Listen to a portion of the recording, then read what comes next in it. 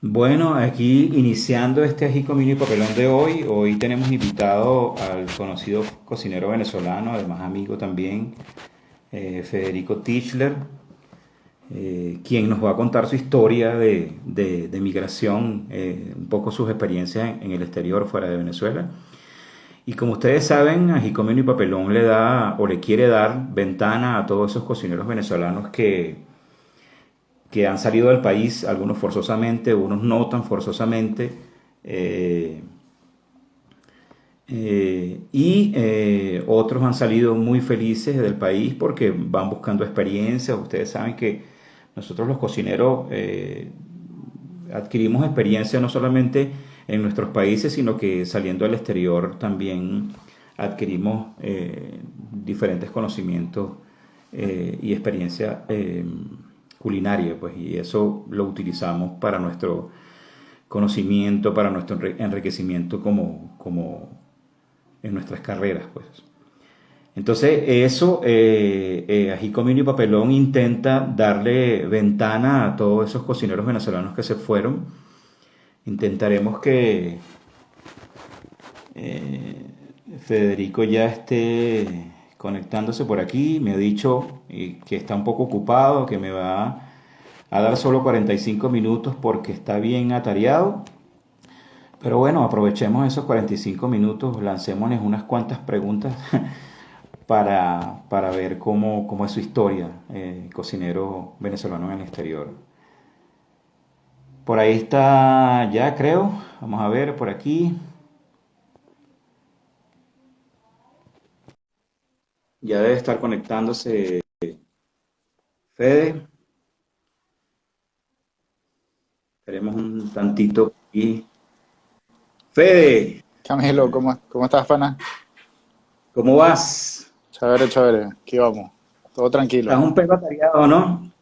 Un poco, y es un día complicado, pero bueno, aquí vamos. Con Chévere, gusto. 45. Nos regalas 45 minutos, Federico. Sí, señor. Con todo placer. Chévere, Federico, sabes que Ají Comino el Papelón nace un poco para que entremos en contexto de lo que queremos hacer desde Ají Comino y Papelón.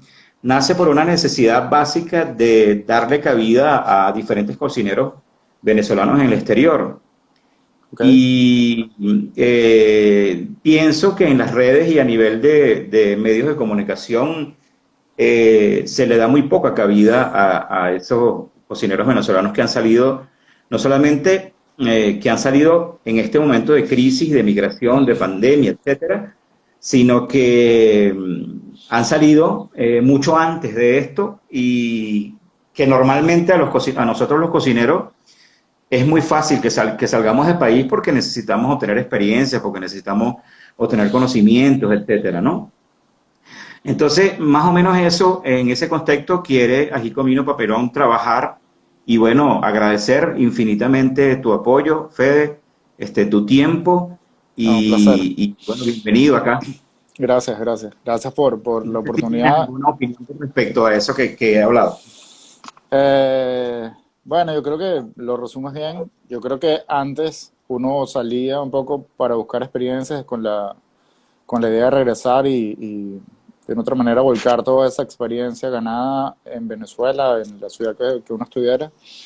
Y luego después con todos los temas sociales, políticos que ha pasado el país, básicamente uno salía era como para buscar una mejor calidad de vida o mejores oportunidades o eso, ¿no?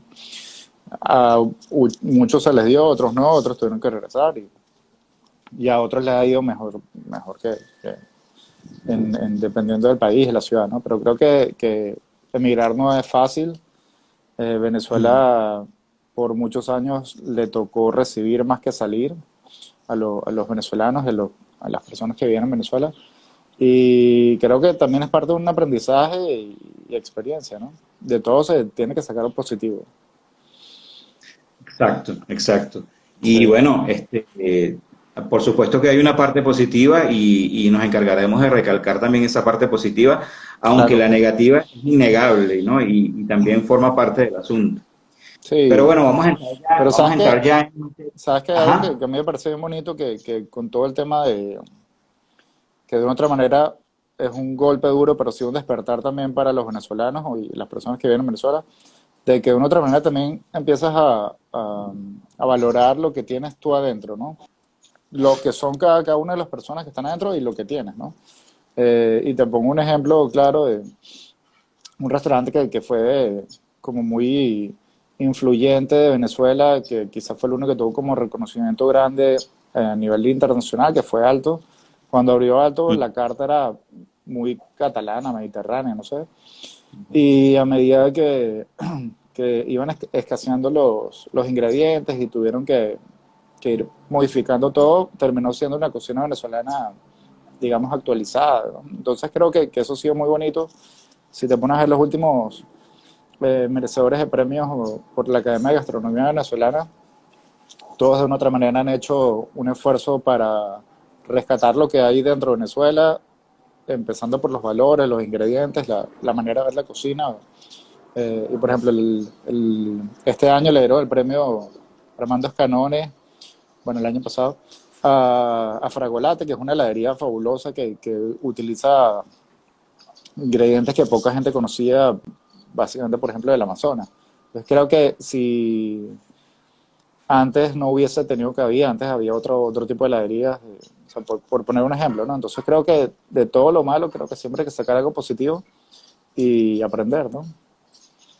Sí, por supuesto, y esa es la idea precisamente de este espacio que tratamos que estamos haciendo ya desde hoy, con tu muy amable entrevista. Gracias. Es importantísimo eso, el hecho de que las crisis siempre llevan a cosas positivas, pues resaltarlas por acá Claro, también, por supuesto. Entonces, buenísimo. bueno, Fe, en vista me tiene un poco nervioso el hecho de que no tengas poco tiempo, porque no quiero tampoco, Tranquilo. tampoco quiero influenciar en tu tiempo. Pero bueno, entremos en materia y esto es una batería de preguntas, Fede, ¿no? Dale, buenísimo. Todas las Dispara. preguntas todas las preguntas pueden ser interpretadas como tú quieras. Ujú. Puede ser que se lleven referencia hacia lo tangible o también puede ser que lleven referencia hacia lo intangible. Ok, Tú darle tu interpretación y haz tu respuesta como tú lo desees. buenísimo. Entonces, ¿tu carrera fuera de Venezuela ha sido lo que esperabas? Eh, sí, no sé. Tuve la suerte de salir desde muy joven. Siempre volví a Venezuela con la intención de hacer algo ya. Y esta última vez que me fui fue hace ya poco más de 6 años. Y ha sido un sub y baja. Pero al final creo que he tratado siempre de sacar el mayor provecho y lo más positivo que pueda, ¿no? Suena muy cliché todo el cuento, pero al final es la única manera de salir adelante y estar contento, ¿no? Eh, Perfecto. tuve la suerte de montar proyectos súper bonitos, súper personales. Unos funcionaron, otros no, y al final creo que nada, al final todo eso es experiencia. Chévere, claro, exactamente. Sobre todo en cocina, ¿no? Todos esos conocimientos En cocina y terminan en siendo... vida, ¿no? ¿Cómo? En cocina y en vida también, ¿no? Porque de repente Claro, uno claro. escoge, uno te vas a una ciudad, por ejemplo, uno ve televisión y ve, no sé, Nueva York como en todas las películas y le parece fabuloso. Una cosa es verlo en televisión, otra cosa es vivir en Nueva York, ¿no? Exactamente. Entonces, muchas veces uno idealiza proyectos, conceptos, ciudades, gente, y a veces es un golpe, a veces no, a veces funciona perfecto desde el principio.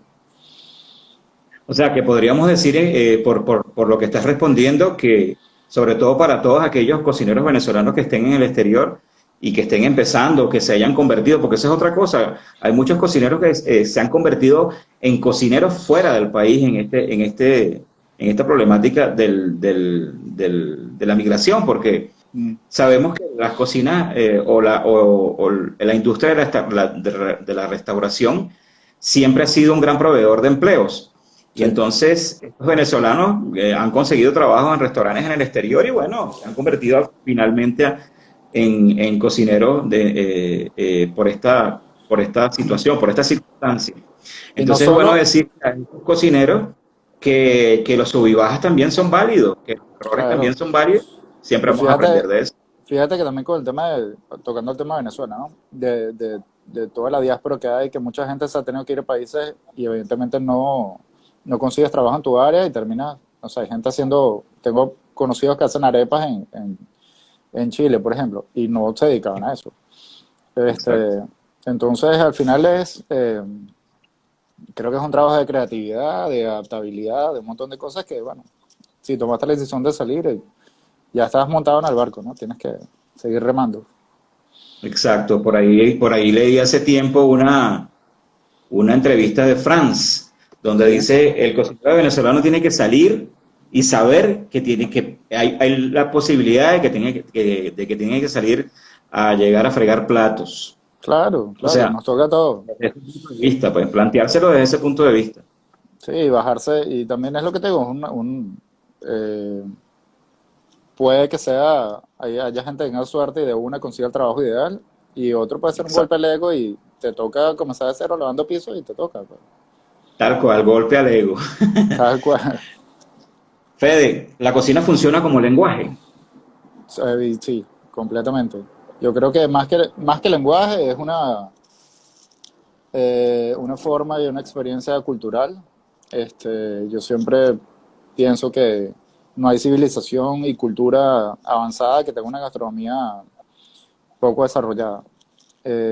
Y una de las cosas importantísimas que dejamos pasar como elemento de la gastronomía es sentarse a una mesa, que es un hecho social y al mismo tiempo crea valores en la sociedad y particularmente, o sea, empezando con la individualidad, ¿no?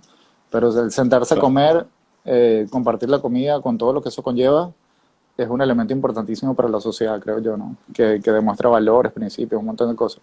Cuando tú estás en un país, una ciudad donde el comer es básicamente una función para llenarse la barriga y estar medianamente alimentado y lo puedes hacer en el carro o corriendo con la excusa, ahí demuestra que hay una carencia de valores, una carencia de un montón de cosas, ¿no?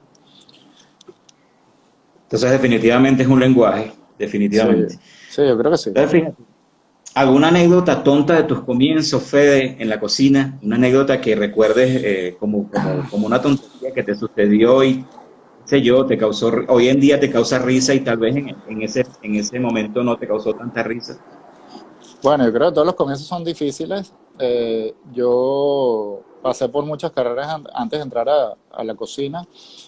Tuve la suerte de entrar en una cocina profesional sin tener ningún tipo de noción, que fue en la Petit Bistro con Marc, que es un grandísimo chef, una formación absolutamente francesa.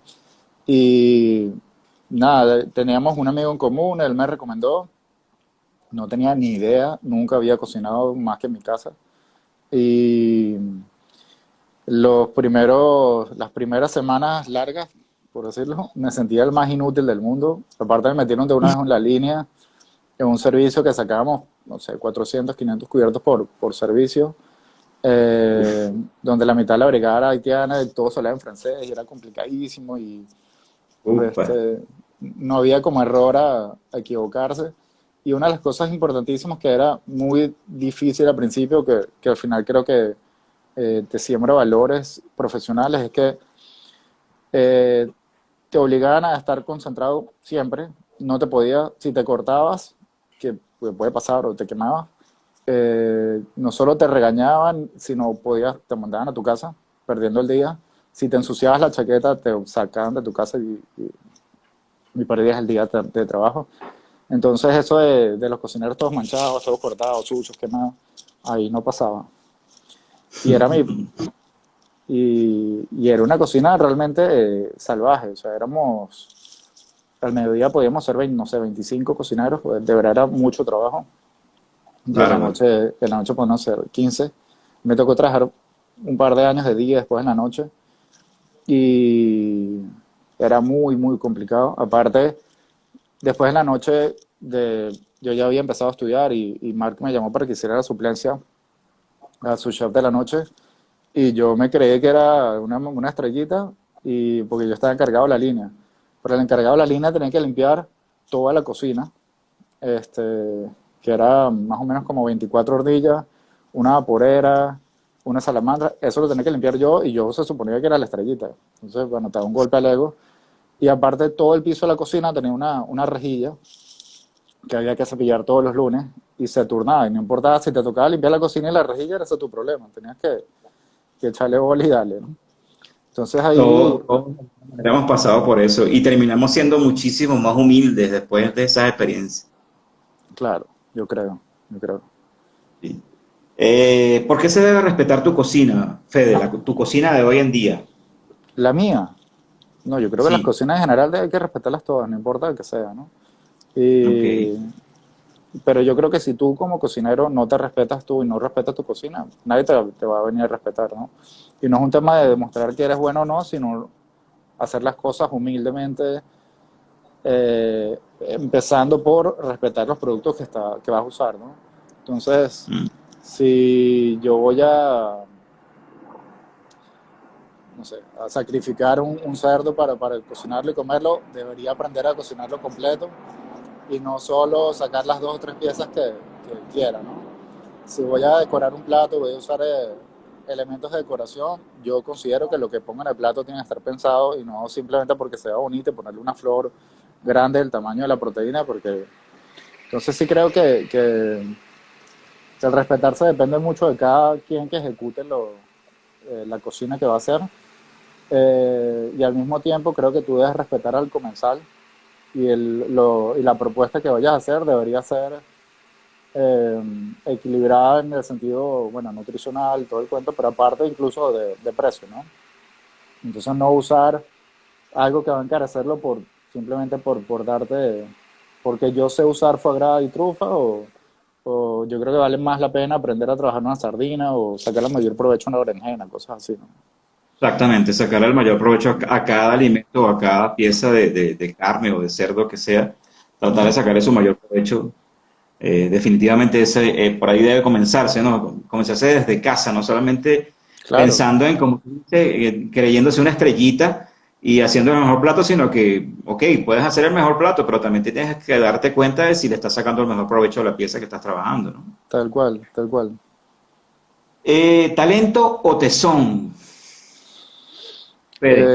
Eh, bueno, puedes tener mucho talento, pero si no eres eh, trabajador no llegas a ningún lado. Y Perfecto. muchas veces la constancia sin talento y sin estudio no llega tampoco a ningún lado, ¿no? Entonces creo que es un equilibrio de ambas cosas. Evidentemente hay personas que tienen mayor talento que otras para oficios, profesiones, pero al mismo tiempo tú tienes que forjarle ese talento que tengas, ¿no? Entonces yo considero que, por ejemplo, un cocinero no debe olvidarse nunca que es un oficio, que evidentemente hay una habilidad manual que tienes que desarrollar, pero al mismo tiempo hay un montón de otros elementos que pueden desarrollar esa habilidad. Evidentemente el tema de capacitación, digamos, cultural, de leer, investigar, saber qué estás usando, por qué lo estás usando. Suponiendo hablar de cocina venezolana, aprender de que una cocina de un país es partiendo de cocinas regionales y luego esas cocinas regionales parten de ingredientes locales. Hay mucho de tradición, de cultura, de por qué esa gente que vive ahí usa lo que hay. Entonces creo que es un conjunto de muchas cosas. Sí. Y que También se ve siempre estás en... reflejado, Perdón, también se ve reflejado mucho en el deporte, ¿no? claro. Por supuesto en Argentina, pero en el deporte se ve como hay muchísimos talentos que algunos llegan a grandes, ¿cómo se llama? A grandes carreras, pero algunos se va teniendo muchísimo talento por indisciplina, por diferentes cosas, se van al Eh, traste, ¿no? en la música también hay gente que es talentosísima, pero digamos que por una otra manera lo que hace es venderse, ojo, es muy personal, ¿no? Pero venderse al mercado, ¿no? Entonces, Mm. de una otra manera como que pierdes el talento que tienes para tener tu propio discurso y te pegas a lo más fácil, ¿no? Exacto. Sí. Fede, ¿caraota o garbanzo? Oye, me gustan las dos, pero me encantan las carabotas. Chévere. Aparte ¿Arepa o pan? ¿Cómo? me caen pesados los garbanzos, pero no, me gustan los dos. Y creo que también son cosas de ingredientes poco valorados en muchas Mm. culturas, en otras son como muy respetados. O sea, por ejemplo, a un brasilero tú le quitas las caraotas y te puedes morir. A un libanés le quita los garbanzos y no, como parte de su vida, ¿no? exacto. Arepa o pan, al final la arepa es un pan también. Entonces creo que el hombre es parte, o sea, el pan es parte importante del hombre y la humanidad, ¿no? Perfecto. También ahí hay una disyuntiva histórica entre el maíz y el trigo, ¿no? Porque esta parte de Bueno, la... un poco, también es un poco necesidad del ser humano de no valorar lo que tiene y sobrevalorar lo que ve enfrente, ¿no? Entonces, el trigo viene de Europa, Europa toda la vida tuvo, o sea, la historia de Europa tuvo trigo, hicieron panes, cervezas, todo el cuento. En Latinoamérica o en Sudamérica particularmente siempre hubo maíz, y bueno, en México, en Centroamérica, y también se hacía incluso no solo los panes, sino incluso los licores como se hace con el trigo, se hace, o vodka y todos estos cuentos, con el maíz se hace caratos y fermentos. Entonces al final, si eres lo que tienes enfrente y a la mano, deberías aprender a usarlo, ¿no? Y luego Sí, con el tema de colonización, y luego con el tema de movilizaciones de los seres humanos y las colonizaciones, todo el cuento que se fue llevando cada quien lo que le gustaba más y se fue incorporando a cada cultura.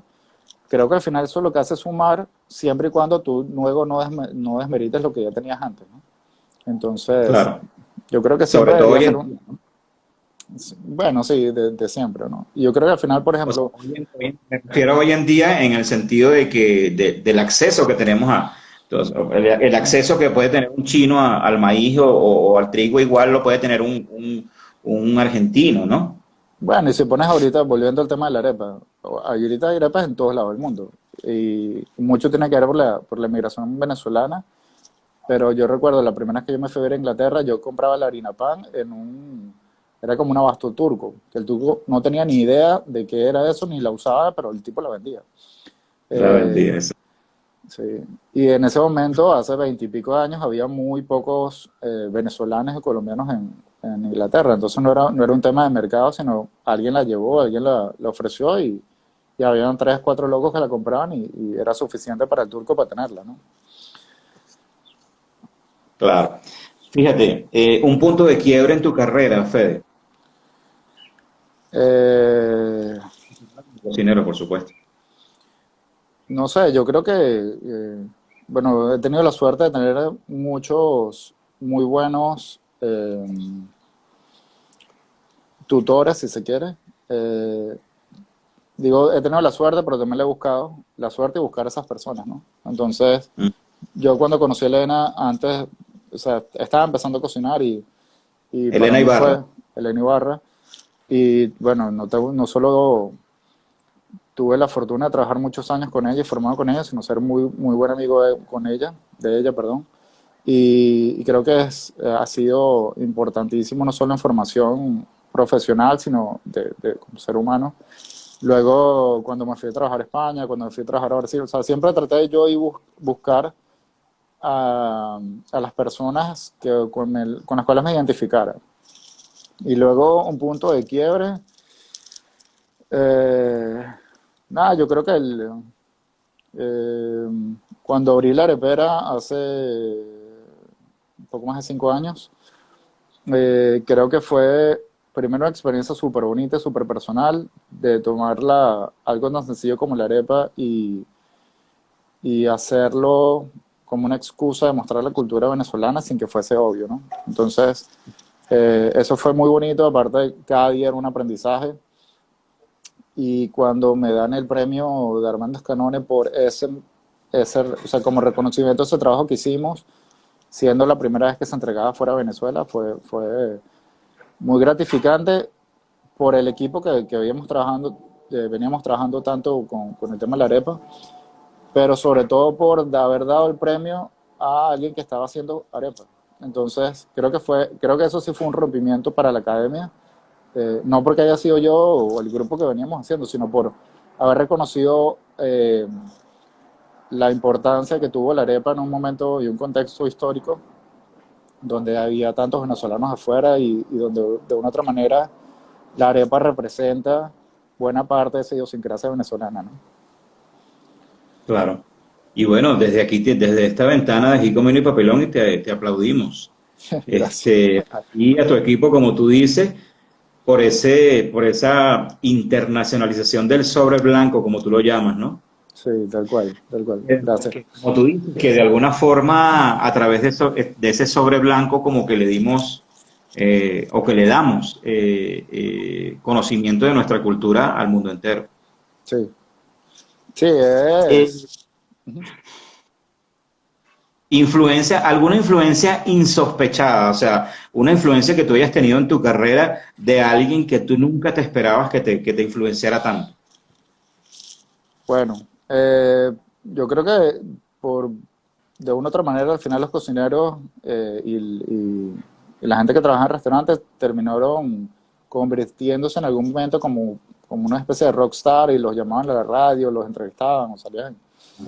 Y eso también te da oportunidades, si lo manejas bien, de conocer personas quizás fuera de tu medio, ¿no? Y yo de verdad, por mucha casualidad, conocí, me hice muy buen amigo de Luis Brito, que era un maestro de fotografía en Venezuela, Premio Nacional de Fotografía, trabajó muchos años en edición y cine en Cinecittà, que es como decir, el Hollywood de Italia, Mm. que era un tipo con una visión del mundo increíble, fuera de todo parámetro normal, y estar de la mano con él por un montón de años, creo que me ayudó a ver básicamente la vida de otra manera, ¿no? Eh, una de las cosas, empezamos a hacer trabajo de campo, si se quiere, de fotografía, muchos relacionados con gastronomía en Venezuela, en mercados de productos. Y una vez él me dijo, mira, si tú quieres entender cómo yo veo un poco, o sea, cuál es mi visión, tienes que empezar a ver un tipo de cine. Y me empezó a dar como tareas, a dar montones de listas de películas que tenían que ver, o me daba las películas, y eran súper variadas, desde directores de cine realmente importantes a otros quizá que no le da tanta importancia, pero a todo lejos el tema de cómo aprender a ver la vida de otra manera, ¿no? Y salir de las reglas como básicas que te imponen, ¿no? Y creo que como cocinero es importante aprender a ver más allá de lo obvio. Y así como hicieron, por ejemplo, el proyecto de la arepa, que lo que quería es que no fuese obvio, que no se llamara budare, arepazo, que no tuviese un arpa, un cuatro, una maraca, porque creo que puedes representar Venezuela de otra manera sin ser Mm. obvio y evidente, ¿no? Y de una otra manera lo presentamos así. Entonces, cuando hicimos la arepera, una de las cosas más importantes era que tenía que ser divertida, primero como concepto, y dos, para nosotros los que trabajáramos ahí. Entonces, había muchísimo trabajo, pero al mismo tiempo era muy divertido ver cómo todo lo que hacíamos tenía un porqué. Cuando el menú estaba en español y en inglés, pero todos los nombres en español para que las personas que fueran se obligaran a hablarlo en español. Mm. Por ejemplo, y una arepa era en honor a Luis Brito. Entonces, que se llama el cerdo ilustrado, porque era muy goloso y le gustaba el cerdo, entonces la arepa de cerdo tenía que ser en nombre de él. Entonces también nos mostró, nos permitió de una otra manera rendir tributo a personas importantes que nos formaron a nosotros en Venezuela, o al mismo tiempo cosas tan personales como, por ejemplo, poner el nombre de una canción de los Rolling Stones a una arepa sabanera, ¿no? Entonces, al final creo que uno tiene que salir de contexto y no y viendo eso el caso de la cocina venezolana, creo que puedes hacer cocina venezolana sin hacer pabellón, puedes hacer cocina venezolana sin hacer hallaca, sino interpretando los valores y los sabores que la cocina como tal representa. Entonces, empezando por una Claro. cocina regional y luego con todo el contexto de lo que significa cocinar venezolano, ¿no? Claro, en medio de todo ser bien open mind, ¿no? Abriendo la mente a cualquier influencia y a cualquier posibilidad original de darle cabida a la comida venezolana en el mundo. Y qué bueno Exacto. que un fotógrafo al final, un fotógrafo termina influenciándote de alguna manera tu cocina, ¿no? Chéverísimo eso. Sí, sí, y bueno, evidentemente bueno, tengo muchos amigos músicos que también de otra manera te incentivan a pensar distinto, y creo que es el salirse de contexto de no ser tan vinculado a solo tu espacio y solo tu entorno, ¿no? Y creo que los Claro, cocineros, y sobre todo cuando te toca viajar y salir de tu frontera, tienes que interlazarte con otras áreas, otras profesiones, ¿no? claro. Fede, ¿qué disfrutas más? ¿Comer cualquier comida en particular o que coman tu comida? Bueno, yo creo que para ser cocinero tiene que gustarte comer. Si no te gusta comer, estás jodido. O sea, Mm, es imposible que des placer si a ti no te gusta recibirlo, ¿no? Y evidentemente el tema de cocinar, una de las funciones, evidentemente, es alimentar, nutrir, cumplir las funciones básicas del organismo, pero al mismo tiempo dar placer y generar experiencias en las personas, ¿no? Entonces yo siempre claro. me acuerdo cuando comencé que una de las cosas que me daba miedo al principio cuando trabajas en un restaurante y no tienes tanta experiencia es escuchar el bullicio de la gente en la sala, pero después cuando ya empiezas a dominar ese ruido, te genera confianza y te genera también placer, ¿no? El hecho de que la gente esté golpeando o sea, el sonido del cubierto en el plato que está como acabando, la risa que puede generar si una comida está buena, todo eso es como el aplauso de cuando termina una obra de teatro, creo yo, ¿no? Entonces, este, Que los cocineros nos da muchísimo placer. sí, sí, creo que dar experiencias y placer es importantísimo, pero si tú no las sabes recibir y aún no te gusta, tienes una pata mucho ahí. Sí. Por ahí te están saludando desde Moscú, Sí, Fede. gran amigo, Polo. Fede, ¿a qué velocidad vas? Bueno, mi cabeza una y mi cuerpo y lo que me permite la vida otra. Me encantaría que, me encantaría poder hacer todo lo que mi cabeza piensa, pero bueno, también es una manera de aprender, ¿no? De llevar un poco la vida más con calma, Mm, saber que tienes que también que adaptarte a los entornos y la sociedad, y sobre todo en estos momentos que son tan complicados que todo se ha parado mucho y que los claro, tiempos se han frenado y todo el cuento, toca aprender a poner una velocidad menos, ¿no? sí, claro. ¿Tu cocina te evidencia, Fede? Yo creo que sí, yo creo que sí. Yo recuerdo más una vez que me tocó en Venezuela, cuando estaba con Venezuela Gastronómica, hacer muchos eventos con María Fernanda de Jacobe, que es una persona que respeto y quiero muchísimo. Y ella siempre me Mm, decía que si la gente veía un plato mío sin saber quién era, decía que era una cocina de mujer. mm, Y ella me decía que yo cocinaba como una jeva, así tal cual. Entonces, yo creo que yo siempre lo tomé como un halago. Yo siempre he tratado de ver la cocina y el cocinero como una abuela que tienes o sea, disfrutas cocinar. No lo hago mm, por... Entonces, luego estudiando te das cuenta que hay marcadas diferencias entre una cocina, digamos, masculina y femenina, sin quitar el género, sino como visiones de vida, ¿no? Entonces, evidentemente, una sopa es muy femenino, pues recuerda el tema del vientre materno, el útero con los líquidos de la placenta y todo el cuento, y un asado directo al grill representa masculinidad, ¿no? El tema del dominio del fuego. Entonces totalmente. yo sí creo que a mí me gusta hacer una cocina delicada, así vaya a hacer unas caraotas, me gusta, por ejemplo, que los aliños estén bien picados, que si le va a poner eh, por ejemplo, un cilantro de decoración, o sea, la hoja tiene que ser adecuada al tamaño, un montón de cosas, ¿no? O que los sabores que juegan deberían ser balanceados y equilibrados. Entonces sí yo creo que he logrado desarrollar una especie de discurso en la manera que yo cocino, ¿no? Perfecto. Y en ese mismo hilo, tu cocina trata de definir tu cocina en tres palabras solamente. Sí, perdón, te escuché entrecortado. ¿Mi cocina? Trata de definir tu cocina en tres palabras. Eh, sabrosa, honesta y balanceada. Perfecto. Tu primer plato terminado, ¿tienes algún recuerdo de él?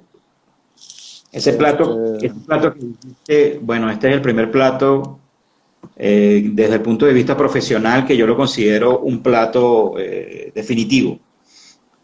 Eh, no sé, yo creo que seguramente lo primero que aprendí a cocinar fue pasta, por venir de familia italiana. Eh, no sé si cuando aprendí, hay un tema muy fácil de ver que es cocinar huevos, ¿no? Mm, Cocinar un huevo frito, por ejemplo, es muy complejo. De hecho, Velázquez mm, tiene un cuadro que se llama El huevo frito perfecto, que son una gente pobre haciendo un huevo. Y fíjate cómo le das valor a algo tan sencillo como un huevo, ¿no? Y creo que mm. aprender a entender cómo cocinar el huevo es una manera fabulosa de saber que pasas un nivel más de manera profesional, ¿no? Entonces, aprender a hacer una buena tortilla, un omelette. eh, entonces, muchas veces cuando estás estudiando cocina, quieres aprender a hacer una terrine de foie gras, pero no sabes hacer un huevo frito, no sabes hacer un omelette. Entonces, creo que lo más básico siempre va a ser lo más importante y luego ir sumando experiencias y irle como agregando complejidad a lo que vas aprendiendo, ¿no? Perfecto. ¿Un héroe o una heroína culinaria, Fede? Este, creo que afortunadamente tengo muchos. Elena Ibarra es una de mis grandes referencias siempre. Alex Atala en Brasil es un grandísimo cocinero y yo, fíjate, los que te puedo ir nombrando, todos aparte de cocineros, yo los considero grandes personas antes de ser cocineros, ¿no? Creo que Mm, me ha tocado trabajar con cocineros que de repente profesionalmente son muy buenos, pero tú dices a nivel humano no te dejan mucho, no te dejan nada. Entonces creo que al final eso, bueno, sí, puedes aprender, pero también tiene que haber un balance y un contexto de muchas cosas. Eh, Andoni Mugaritz es una persona a la cual creo que de una otra manera me incentivó muchísimo, bueno, a mí, a todo el grupo que estaba, ¿no? Y a todo el grupo que siempre ha seguido con él, de investigar, ser curioso, tratar de buscar el porqué de las cosas, no solo aprender a cocinar, pues tú puedes, y más ahorita con el tema de tecnología, tú te metes en internet, en Google buscas, no sé, mermelada de fresa, y te vienen, no sé, 100.000 recetas de mermelada de fresa. Y si tú aprendes a hacer la receta siguiéndola, como por ejemplo, agarra cualquier persona que no tenga mucha habilidad, experiencia, agarra el libro rojo de Scannone, y si sigues el paso a paso, seguramente te va a quedar bien. Pero si aparte de eso entiendes que, vuelvo al caso de la mermelada de fresa, que si tú lo que quieres es sacar el mayor provecho de esa fruta sin en exceso de azúcar y un montón de cosas, empiezas como a analizar de por qué quieres hacer esa receta así, vas a empezar mm. a hacerla de mejor manera y seguramente el resultado va a ser mucho más interesante que solo seguir los pasos. Y si, por ejemplo, tú aprendes a cocinar solo por receta, si te falta un par de ingredientes de esa receta no lo vas a poder hacer. Pero si ves la cocina como una fórmula matemática de asociación de ingredientes, este, puedes sustituir por carencia o porque no te guste tal o cual ingrediente, puedes seguir haciéndolo. Entonces yo creo que, por ejemplo, veo la cocina venezolana así, que es una suma o sea, yo lo veo como una fórmula, casi matemática, al final es una sumatoria de asociación de sabores, más allá de sabores y de ingredientes, ¿no? Entonces, una yaca es una complejidad de sabores, entonces pudieras hacer hallaca de muchas cosas, sin necesidad de hacer una receta tradicionalmente de hallaca. Ya. Y puedes salir del tema purista de que nos creemos que la yaca es netamente venezolana y si empiezas a estudiar, hay hallaca, tamales, humitas, como quieras que lo llames, desde México hasta la Patagonia. Entonces, e incluso si haces una línea en el trópico, a mí me tocó trabajar en Malasia un tiempo y habían platos que eran muy parecidos al pabellón, pero envueltos Mm. como si fuera una yaca, de sabores muy complejos, con picante, con dulce, salado. Entonces, creo que lo importante es no creernos que somos los dueños de la verdad, sino investigar, crear y disfrutar lo que estás haciendo, ¿no? Tal cual, y el profesor Lovera y Rafael Cartay también han hablado suficientemente sobre eso, hay bastante Sí, literatura sobre eso. Y otra cosa que yo vivo aquí en Ecuador, en Quito, Ecuador, la sierra sí. ecuatoriana, casi a 3.000 metros de altura, y aquí hay una población que es Loja, que está la frontera con Perú, cerca de la frontera con Perú, donde tienen un plato que llaman tamal lojano. Fede, ¿cómo se llama? Lo parecido con la yaca es una cosa impresionante, Claro. impresionante, En sí. Oaxaca hay un tamal que es muy parecido a la yaca también. Quizá si te pones a ver la yaca, aparte de compleja, es muy delicada. Este, Mm, pero básicamente el tipo de preparación de una masa con un guiso envuelta en una hoja, hay preparaciones en toda América. claro, Sí. claro. Y empezando creo yo, empezando desde Mesoamérica, en toda esa parte de México y Centroamérica, que en la época ¿cómo se llama? De mayas y aztecas, Ujú. con sus tamales, pues sus tamales que quizás no fueron tan complejos no son tan complejos como la yaca o este tamal lojano del que te hablo, porque tiene muy pocos ingredientes, pero básicamente era eso, ¿no? Una masa de maíz con algún relleno y envuelto Claro, pero en una hoja. fíjate que, por ejemplo, para nosotros la yaca es complejísima. Para mí, otro de los platos súper complejos y completos venezolanos es el asado negro. Pero más que la proteína de la salsa. A mí me parece que la salsa es complejísima. Y si te pones a Mm, analizarlo, es lo más parecido que hay un mole. Entonces, mm, en cuanto a complejidad de exacto. sabores, ingredientes y tal. Entonces, yo sí creo que hay unos hilos conductores en toda Latinoamérica de sabores, de ingredientes, y creo que lo más importante y lo más provechoso es aprender a unirlas todas y que cada uno saque luego su propia manera de cocinar, ¿no? Perfecto. Fede, ¿odias algo de la cocina? Eh, bueno, creo que como toda corriente profesional, siempre hay temas de egos y competencias. Creo que en la cocina hay mucha competencia desleal en muchos casos. Ujú. Tanto dentro del mismo restaurante, cocina, o como en vecinos o, o competencia, por ejemplo, en la misma calle, en la misma zona. Creo que es una Mm. tontería. Yo apuesto siempre a que mientras mejor le vaya al que está al lado tuyo, más provecho vas a tener tú también, ¿no? Entonces, ser el tuerto del mundo de los ciegos creo que no sirve para nada.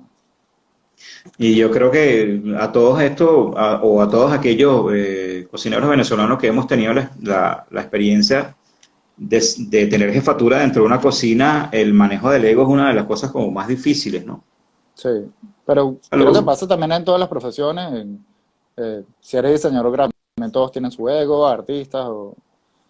Creo que pasa, creo que es una condición sine qua non de la humanidad, ¿no? El tema de controlar los egos y aprender a no creerte que eres el único y el mejor. Y uno como chef manejarlo, cuando tienes una brigada de cocineros, manejar eso es una de las cosas más difíciles. Por ejemplo, a mí me ha tocado una de las cosas más difíciles que he tratado de Sí, llevar ha sido y si tienes la oportunidad de trabajar en un restaurante de estos digamos, de fine dining, de estrellas Michelin, todo el cuento, donde todos, evidentemente para llegar ahí todos tienen un nivel profesional altísimo, mm, pero controlar eso es complicadísimo, ¿no? sí, muchísimo. Sí, De sí, hecho, sí. Tomás Fernández, no sé si conoces a Tomás, Claro, claro, muy buen amigo. el cocinero caraqueño venezolano, en algún momento dijo, no quiero más nada con matemáticas, no quiero más nada con personal, yo solamente quiero cocinar. Bueno, pero cuando llegas a la posición de ser el chef o el jefe de cocina, tienes que lidiar con los egos, con la cocina, con los costos, con los empleados, se sacó o no se sacó la basura el día anterior, es un montón de cosas más allá, es más gerenciar que cocinar como tal, ¿no? Y bueno, al final es parte de crecer también.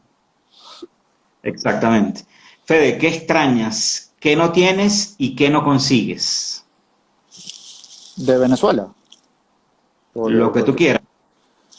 bueno, qué extraño Venezuela, es algo que creo que no va a pasar, que es la época que yo viví ya.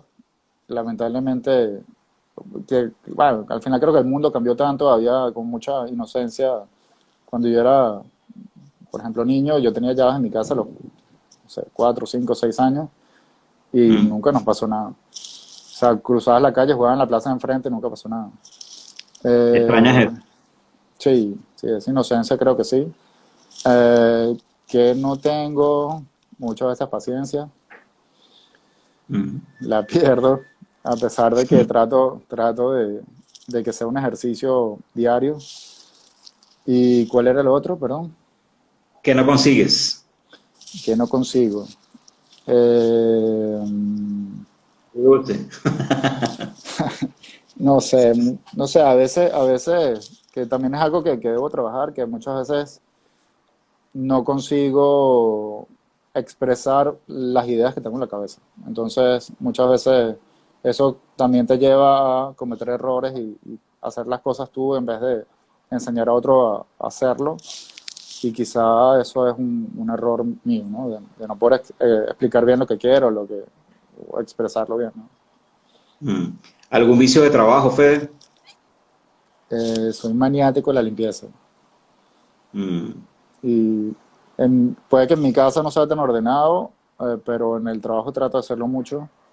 Y, y soy como también maniático del orden, no en el exceso, sino de que si pongo algo en un sitio, espero que siempre esté ahí, por comodidad. O Claro, sea, si yo tengo claro, o la sea, base, tienes importante. sí. Yo diría que no es una manía, es una cosa súper Bueno, importante, que en un pero sitio, vuelvo al mismo sitio. sí, lo que pasa es que si no todos están en la misma sintonía, puede ser considerado una manía. O sea, te pongo un ejemplo de una tontería. Hace un montón de años trabajé en un restaurante en España donde el papel emboplado o el film había que cortarlo con un cuchillo, el tape para poner las etiquetas había que cortarlo con una tijera y, y es una tontería. La gente dice, bueno, pero pierdes más tiempo buscando la tijera. Digo, para mí pierdes más tiempo no frenándote ese segundo, agarrar la tijera, que es como una pausa necesaria que tienes que hacerlo. Y Mm. afortunadamente las personas que han sido formadas en cocinas así, creo yo que tienen una capacidad primero de orden, incluso visual, ¿no? Pero luego de entender que hacer una pausa de 1 o 2 segundos no te quita nada, más bien te suma y creo que al final del día va a ser siempre más provechoso. Sí, cuando hacemos el servicio, nos vamos dando cuenta de lo importante que es exactamente lo que estás diciendo. Claro, Porque el servicio es rush, el servicio es, todo tiene que ser súper rápido y si tienes todo en el sitio y estás organizado, vas a disfrutar el servicio.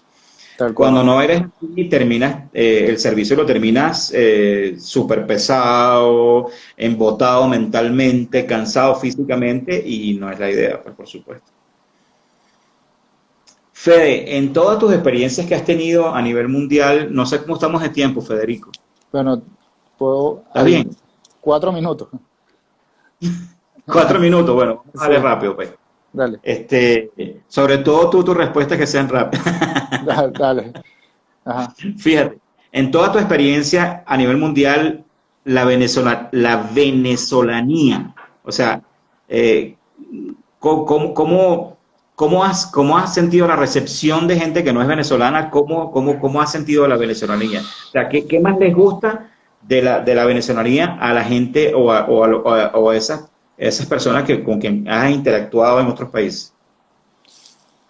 Eh, Saliendo del tema de cocina, creo que por lo menos de la generación que yo me crié, creo que se trató siempre de evitar el tema de la viveza, por ejemplo, ¿no?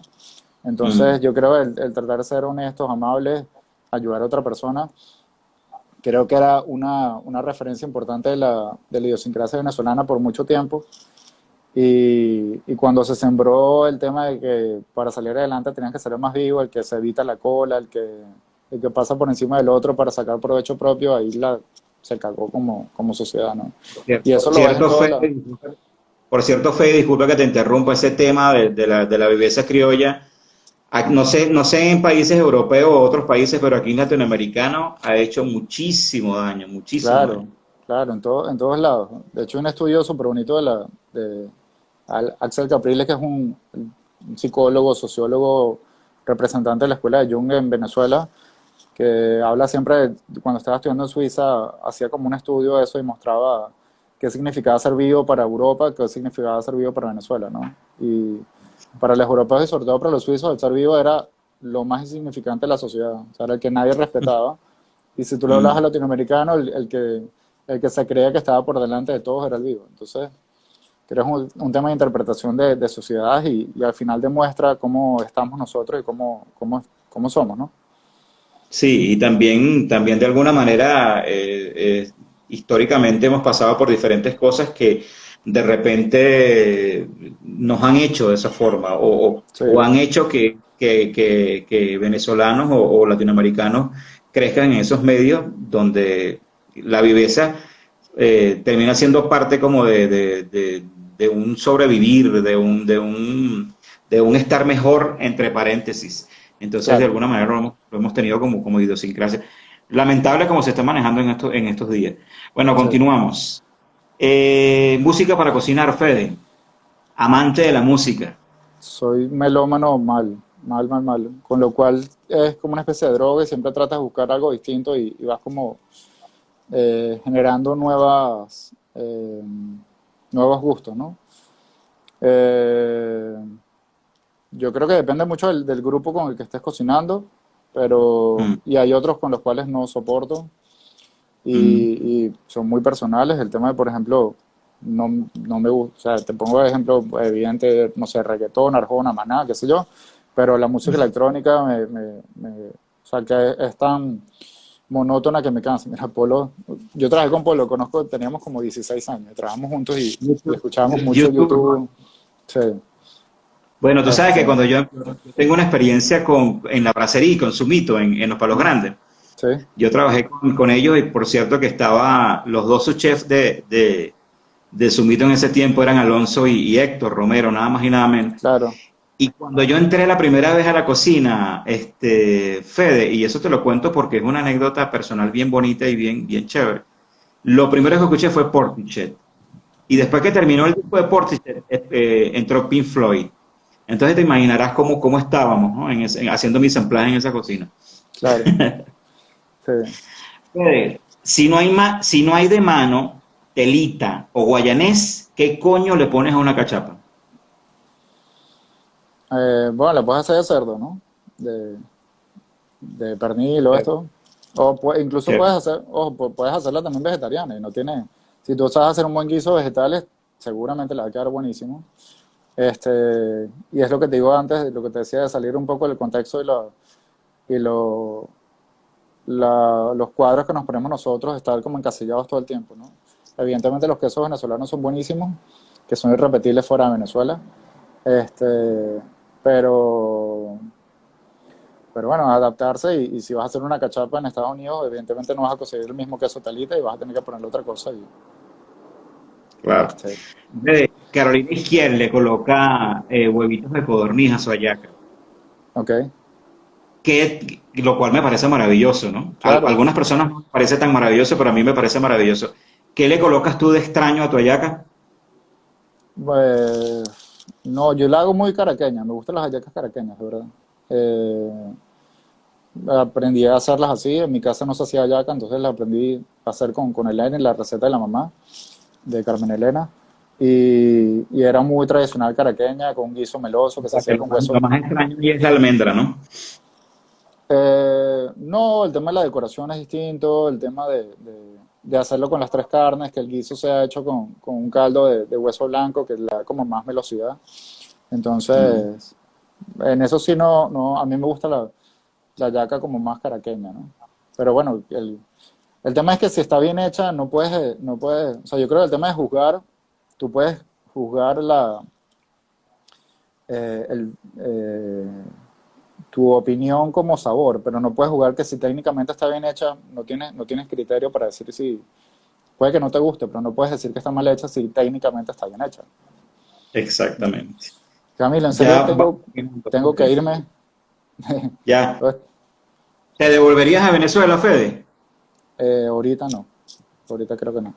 Me encantaría, Chévere. tengo un montón de proyectos que me encantaría hacer y funcionar y ayudar con gente allá, pero una de las razones por las que me fui hace casi 7 años es que sentía que chocaba mucho con la manera de estar la sociedad en ese momento. Entonces, creo que por salud preferí salir y ahorita creo que eh, se ha vuelto cada vez peor, entonces creo que ahorita no iría. Por lo mismo que te dije antes, que extrañaba sea, una de las cosas que extraño es lo que yo viví como de pequeño. Entonces creo que como eso no está, prefiero no sufrir y no estar encerrado en mi casa, no pelear por si hay agua, luz o gasolina. Entonces prefiero seguir queriendo Venezuela como la quiero y no tener que sufrirla y padecerla todos los días. Perfecto. Fede, gracias por tu tiempo, muchas gracias No, también por apoyar este pequeño proyecto y bueno, estamos en la vida y en contacto, ¿sí? fuerte abrazo. Gracias por la invitación. Gracias, Fede. Chao, adiós. Cuídate.